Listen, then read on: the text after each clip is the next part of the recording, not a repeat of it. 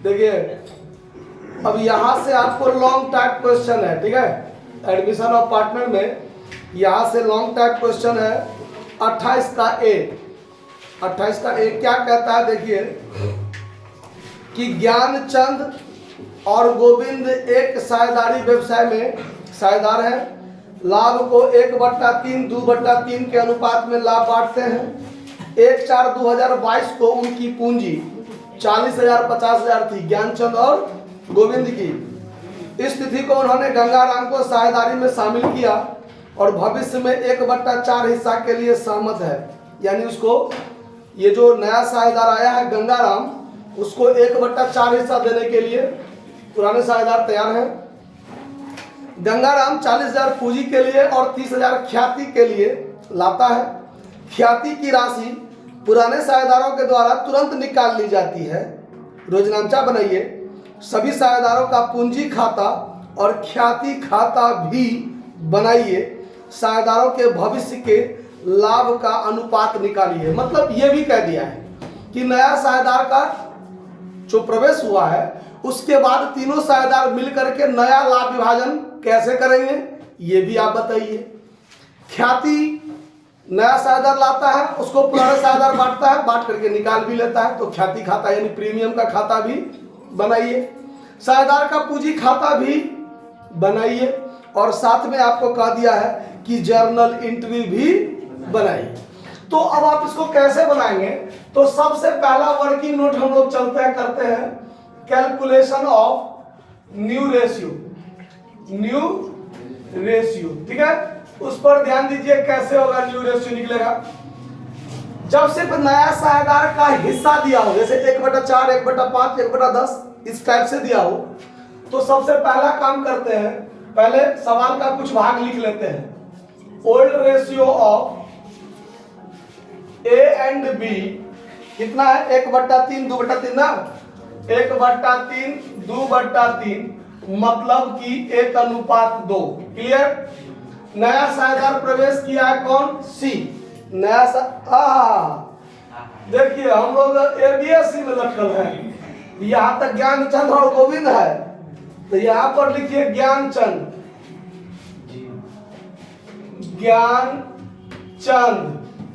And Govind, ठीक है। 1/3 2/3 मतलब 1:2। नया साझेदार आया गंगाराम, तो new partner Gangaram new share, इसका नया हिस्सा कितना है, 1/, यही है ना, 1/4। अब देखिए अब हम लोग काम करते हैं let total profit of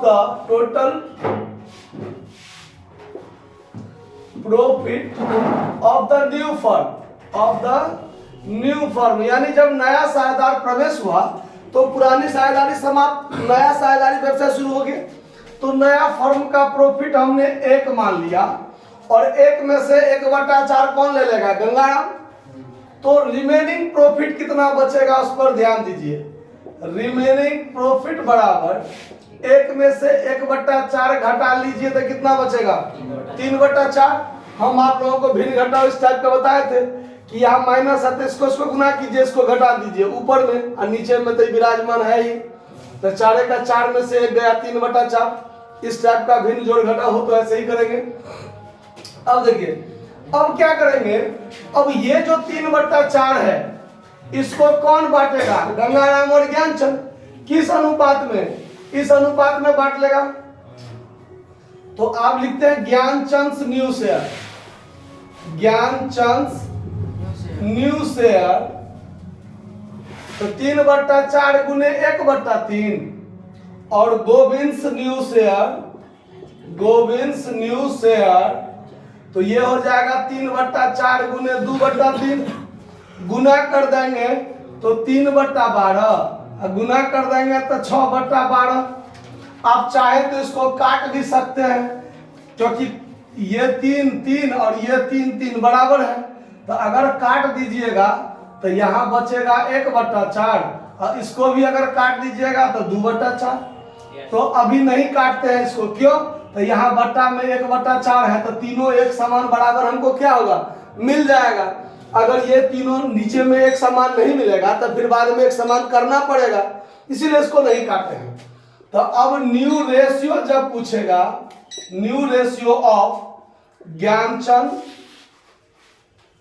Govind and Gangaram, Gangaram, तो ज्ञानचंद का 1/4, गोविंद का 2/4 और गंगाराम का 1/4। नया हिस्सा क्लियर है, 4 4 4 बराबर है तो अनुपात 1 2 1 हो जाएगा।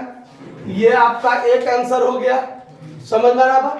फिर आगे त्याग अनुपात का भी सवाल में चर्चा है, क्योंकि नया साझेदार जब प्रीमियम लाएगा उसको पुराना साझेदार बांटेगा, किस अनुपात में, त्याग अनुपात में। तो अब तो आपको नया अनुपात पुराना अनुपात दोनों मिल गया, तो आप त्याग अनुपात निकाल सकते हैं। लेकिन अगर निकालिएगा तो भी, नहीं निकालिएगा तो भी, सवाल में नया अनुपात नहीं ना था, हमने निकाला है लेकिन था तो नहीं, तो त्याग अनुपात पुराना ही हो जाएगा।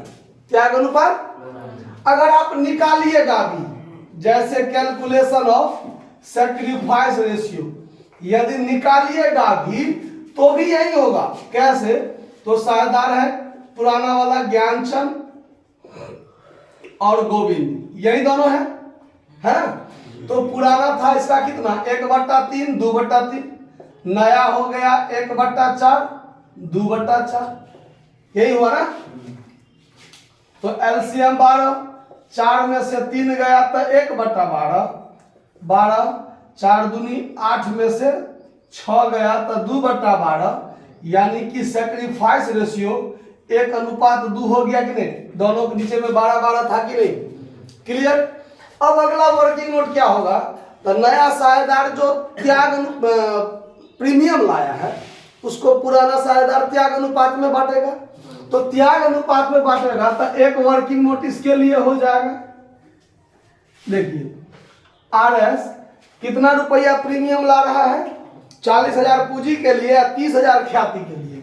तो RS 30,000 brought by Gangaram as premium, तो इसको बांटेगा कौन सा, ज्ञानचंद और गोविंद, यही दोनों आदमी ना। तो 30,000 गुने 1/3 और 30,000 गुने 2/3, तो इसका हिस्सा 10,000, इसका हिस्सा 20,000, हो गया कि नहीं हो गया। अब बनाएंगे हम लोग journal entry in the books of the firm के पुस्तक में। तो ना पहला एंट्री क्या बनेगा, आप लोग फॉर्मेट में बनाइएगा, हम बिना फॉर्मेट में बनाते हैं। नया साझेदार पूंजी लाएगा तो cash account Dr to new partners capital account. तो नया साझेदार है गंगाराम, तो टू गंगाराम्स कैपिटल अकाउंट, होगा कि नहीं होगा। कितना पूंजी लाया, 40,000। फिर नया साझेदार प्रीमियम लाया, cash account Dr to premium.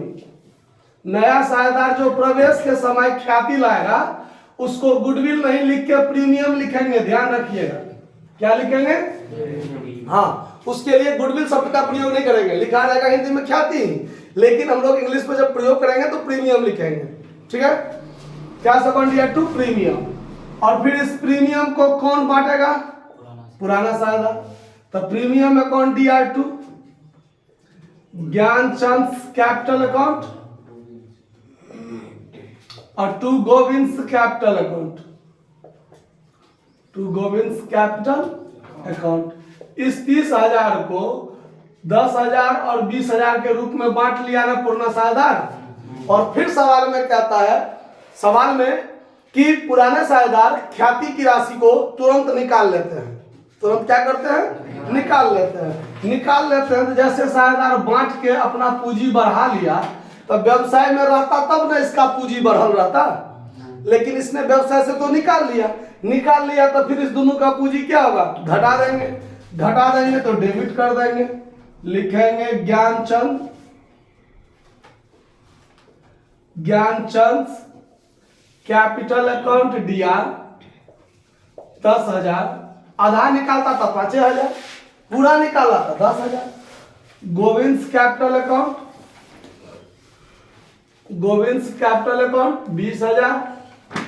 और टू कैश अकाउंट, वेबसाइट से क्या निकल गया, कैश निकल गया। प्रीमियम एक बार क्रेडिट एक बार डेबिट, खत्म ना।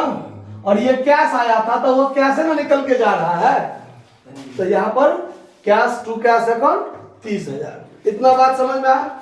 जर्नल लगभग खत्म। अब सवाल में कहता है कि साझेदार का पूंजी खाता भी बनाइए और ख्याति खाता भी बनाइए। तो सवाल अभी पूरा खत्म नहीं हुआ है, आप इसको पहले नोट कर लीजिए, उसके बाद फिर आगे बताते हैं। और आप लोग स्क्रीनशॉट ले लीजिए, फिर आगे बताते हैं। देखिए, तो यहां पर बिना कुछ किए यहाँ पर ऐसे 1:2 था ना, इसको हम यहाँ मिटा के यहाँ लिख देते हैं 1:2, त्याग अनुपात 1:2 हो गया। अब इतना ही दूर में खाता हो जाएगा, देख ही लीजिए, बना ही देते हैं। अब यहां पर पार्टनर्स कैपिटल अकाउंट देखिए, पार्टनर्स कैपिटल अकाउंट,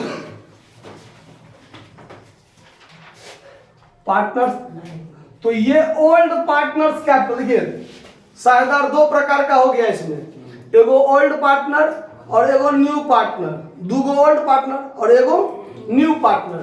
तो यहां पर हम ओल्ड पार्टनर्स कैपिटल अकाउंट खोलते हैं, ओल्ड पार्टनर्स कैपिटल अकाउंट खोलते हैं। CR पार्टिकुलर, देखिए ज्ञानचंद और गोविंद, पार्टिकुलर ज्ञानचंद और गोविंद, थोड़ा शॉर्टकट में लिख दिए हैं, ठीक है। पूंजी खाता में सबसे पहले क्रेडिट साइड में बाय बैलेंस BD लिखेंगे, जो उसका पहले से पूंजी है, जो उसका पहले से। देखिए दोनों का पूंजी 40,000 50,000 था ना। सवाल में देखिए गोविंद का पूंजी 40,000, ज्ञानचंद का और गोविंद का 50,000 था, लिख दिया। फिर देखिए अब इस जर्नल एंट्री में यहां देखिए प्रीमियम को ज्ञानचंद और गोविंद बांट लिया है 10,000 20,000। तो ये दोनों का खाता क्रेडिट में है, तो लिखेंगे क्रेडिट में क्या लिखेंगे, बाय प्रीमियम लिखेंगे ना।